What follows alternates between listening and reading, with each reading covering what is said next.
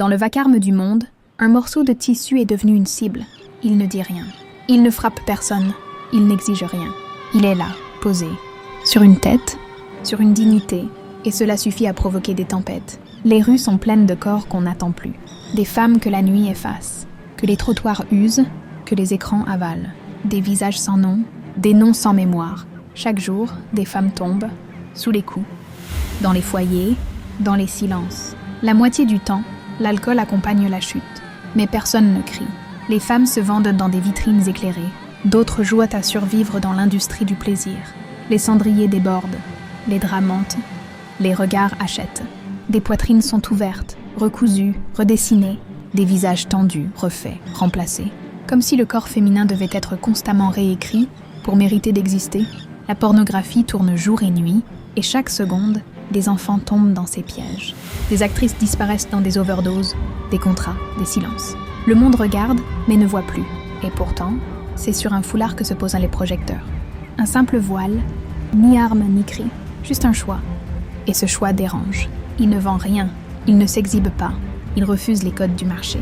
Et dans un monde qui exige d'être vu pour exister, refuser de se montrer devient un scandale. Le foulard raconte une autre histoire. Une femme qui choisit, non pas de se cacher, mais de se préserver. Non pas de fuir, mais de se tenir. Il ne cache pas la liberté, il l'affirme autrement. Il ne nie pas la beauté, il la rend inaccessible au regard pressé. Dans ce monde-là, une femme qui dit non devient invisible. Une femme qui se couvre devient une cible. Une femme debout dérange plus qu'un système qui écrase. Et ce foulard, ce bout de tissu muet, porte en lui le poids de siècles de regards. Il devient le miroir d'un monde qui ne supporte plus de ne pas posséder ce qu'il voit. Ce qu'il cache. Ce n'est pas un visage, c'est un refus, une mémoire, une lumière que ce monde ne mérite plus de voir. Prostitution. 42 millions de corps vendus.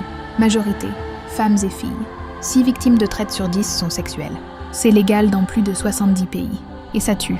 Taux d'homicide 18 fois plus élevé que dans les autres métiers. Pornographie, 182 milliards de dollars. Consommée à 88% en ligne. 13% du monde accro. Smartphone, l'arme du clic. Des morts sur les plateaux, des infections, des silences, alcool. 2,6 millions de morts par an. 700 000 tués par accident ou violence. 1 mort toutes les 10 minutes. USA, 51 000 morts en 2022. Le sang coule, mais ce n'est pas le vin qu'on accuse. À bas le voile, oui, celui qui est dans le cœur de certains.